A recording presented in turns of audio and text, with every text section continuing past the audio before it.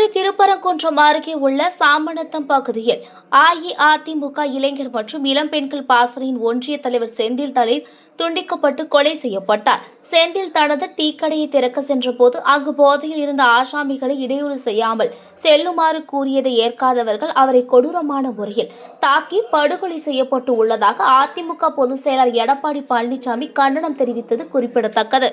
செந்தில் என்கிற தனசேகர பாண்டியன் அப்படிங்கிறவர் 6 பேர் சேர்ந்து கொலை பண்ணதா ஒரு புகார் அதுக்கு ஒரு எஃப்ஐஆர் பதிவு பண்ணி அதுக்கான விசாரணை நடைபெற்று வருகிறது.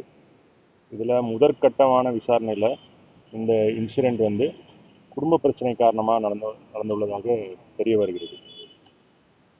இது சம்பந்தமாக இந்த கேஸ் பொறுத்த வரைக்கும் இதுவரைக்கும் ஒரு மூன்று நபர்களை வழக்கு பதிவு பண்ணி கைது செய்து விசாரணை நடைபெற்று வருகிறது.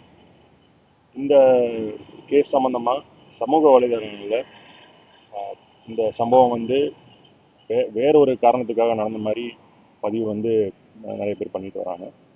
ஸோ இதுக்கான ஒரு கிளாரிஃபிகேஷன் இந்த கேஸ் குடும்ப பிரச்சனை சம்பந்தமாக நடந்திருக்கு அப்படிங்கிறது முதற்கட்ட விசாரணையில் தெரிய வந்திருக்கு.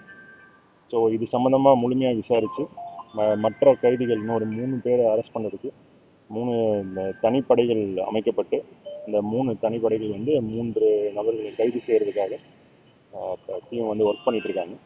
இது சம்பந்தமாக ஃபர்தராக அக்யூஸ்ட் அரெஸ்ட் பண்ணதுக்கப்புறம் முழு தகவலை பின்னாடி எல்லாருக்கும் பதிவு. கொலை செய்த கொலையாளிகள் அந்த இடத்துல உட்காந்து மது இருந்துற மாதிரி பண்ணாங்களா? அது இன்னும் விசாரணையில் இருக்கு. ஆனால் இப்போ இதுக்கான மோட்டிவ் ஒரு குடும்ப பிரச்சனையானதாக தான் நடந்திருக்கு. நீங்கள் சொல்கிற பாயிண்ட்லாம் இன்னும் விசாரணை பண்ணிட்டு இருக்கோம். அது விசாரணை முடிச்சுட்டு நான் உங்களுக்கு கன்ஃபார்ம் பண்ணுறேன். அதாவது இறந்தவருக்கும் அக்யூஸ்டாக வரவருக்கும் ஒரு குடும்ப பிரச்சனை நடந்திருக்கு.